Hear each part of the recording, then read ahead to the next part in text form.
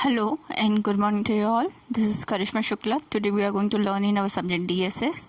Our unit is connections and our topic is important note, failure of bolt and strength of the joint. So let's start with the important notes. Some important notes are for designing. Before designing any bolted connections, you have to know some common things like what will be the dia, what will be the spacings and pitch value, minimum pitch value, minimum gauge value, each and everything. So starting with the first note. In first note I have written the distance between center of the fastener should not be less than 2.5 times of nominal dia of fastener. That is minimum spacing, that is del minimum equals to 2.5 into nominal dia of fastener, or minimum pitch equals to delta minimum 2.5 into d. जैसे दो bolts लगाए हैं आपने तो उसके centre से लेकर centre तक की जो डिस्टेंस है उन दोनों के बीच की वो कितनी 2.5 इंटू डी, जो भी आपका डाया ऑफ बोल्ट है उससे कम नहीं होनी चाहिए. ये है अपना फर्स्ट पॉइंट. और इस वैल्यू को जब कभी भी आपके पास पिच की वैल्यू गिवन ना हो तो उस केस में ये वैल्यू पुट करके आप मिनिमम पिच निकाल सकते हैं और उसे यूज़ कर सकते हैं. Next, the distance between the centre of any two adjacent fasteners shall not exceed 32T or 300 mm whichever is less, where T is the thickness of thinner plate. अब देखिए वो तो परपेंडिकुलर वाले के केस के लिए बात कर रहे थे, अब यहाँ पे एडजेसेंट की बात करी जा रही है. मतलब सेम वही पिच के लिए है वैल्यू, लेकिन अब ये पिच दूसरे केस के लिए. और इसमें क्या हो जाएगा, डेल मैक्सिमम मतलब पिच मैक्सिमम कितना होना चाहिए 32T और 300. अब टी की वैल्यू क्या है, अगर आपके पास दो प्लेट्स अलग अलग साइज़ की दी हैं, इन केस ऑफ लैप जॉइंट 6 और 8 mm तो 6 mm होगी. और अगर बट जॉइंट का केस है तो आपको देखना है कि किसकी थिकनेस मिनिमम है. दोनों प्लेट्स की थिकनेस सेम होगी, कर्व प्लेट की थिकनेस चेंज होगी, तो आपको उनमें से भी मिनिमम टी लेना है. और वैसे ये पेज नंबर 74 पे ये सारे पॉइंट्स दिए हुए हैं अगर आप पढ़ना चाहो IS कोड पे, तो है ना. थोड़ा अगर IS कोड 800/2007 की बात की जाए तो हो सकता है शायद आपको ये आगे पीछे मिले, है ना, तो आपको थोड़ा सा पेज नंबर्स में थोड़ा सा कन्फ्यूज़न हो सकता है.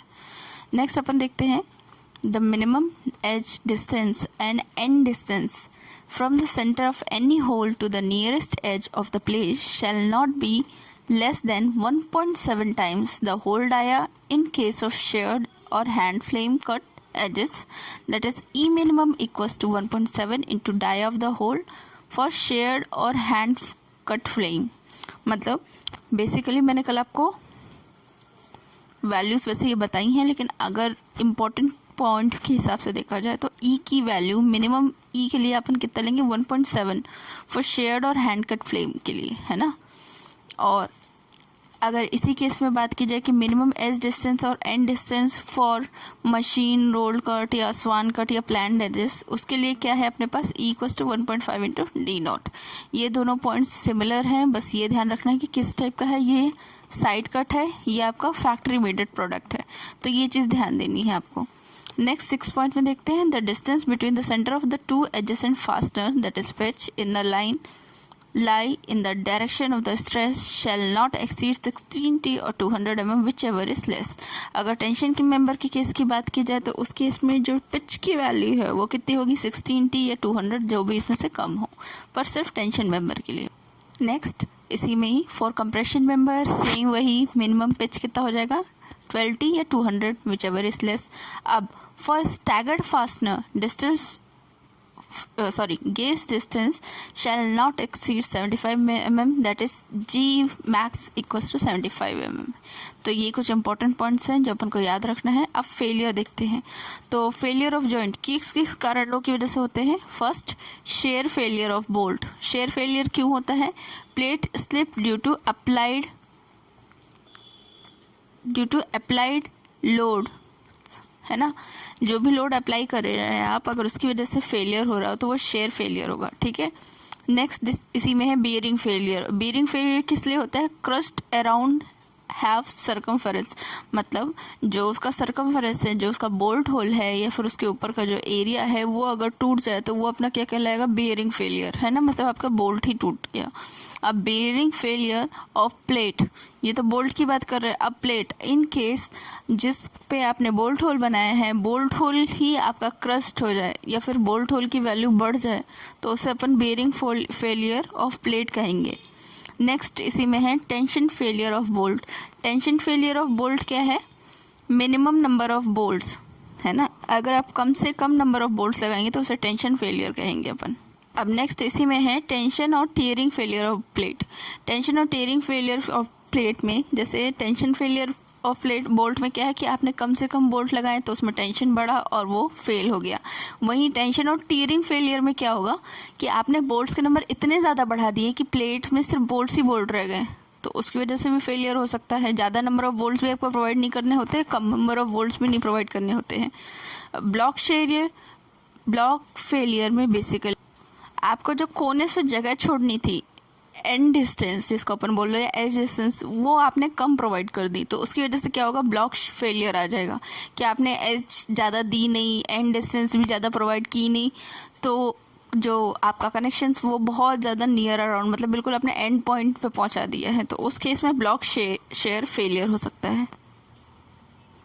नेक्स्ट देखते हैं स्ट्रेंथ ऑफ जॉइंट बोल लो या डिज़ाइन स्टेप्स बोल लो। बेसिकली डिज़ाइन स्टेप्स में आप पहले गिवन वैल्यूज़ वगैरह लिखेंगे, लेकिन अपन को बेसिकली डिज़ाइन किसके लिए करना है, स्ट्रेंथ ऑफ जॉइंट के लिए, है ना। जो भी आप कनेक्शन प्रोवाइड कर रहे हैं उसकी स्ट्रेंथ आपको डिज़ाइन करनी है फॉर बोल्टेड कनेक्शंस।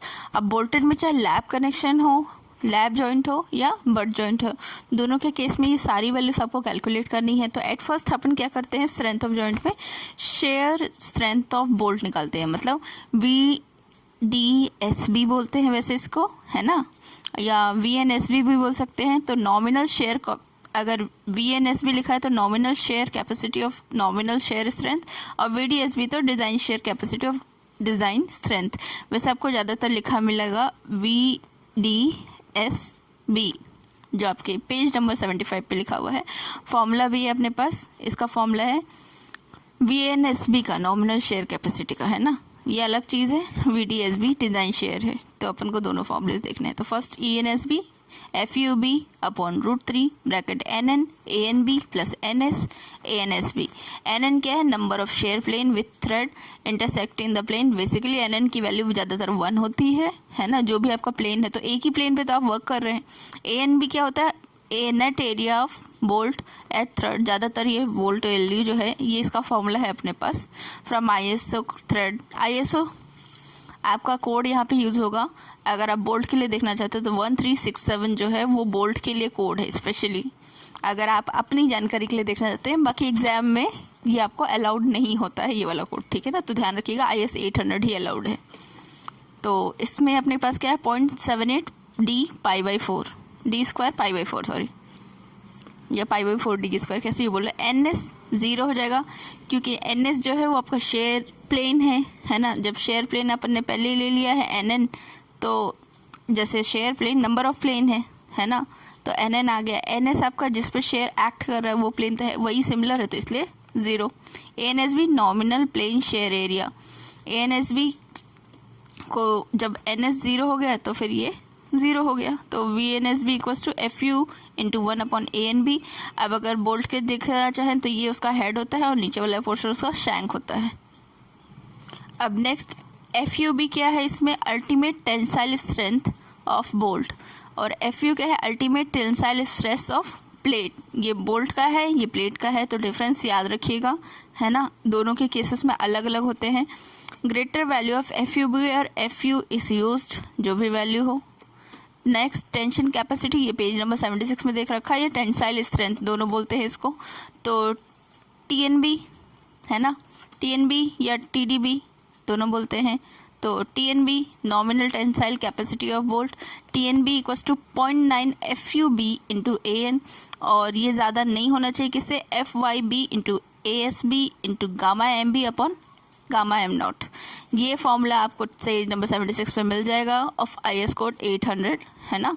अब डिज़ाइन टेंसाइल स्ट्रेंथ निकालने के लिए कि अपने पास क्या है, TNB जो अपना है ये ऊपर वाला upon partial safety factor of material that is TDP, design tensile strength को अपन TDP से शो करते हैं 0.9 into FUB into AN upon gamma MB, जहाँ FUB ultimate tensile strength, FYB yield stress of bolt, ANB net tensile strength of area और ASB shank area of bolt.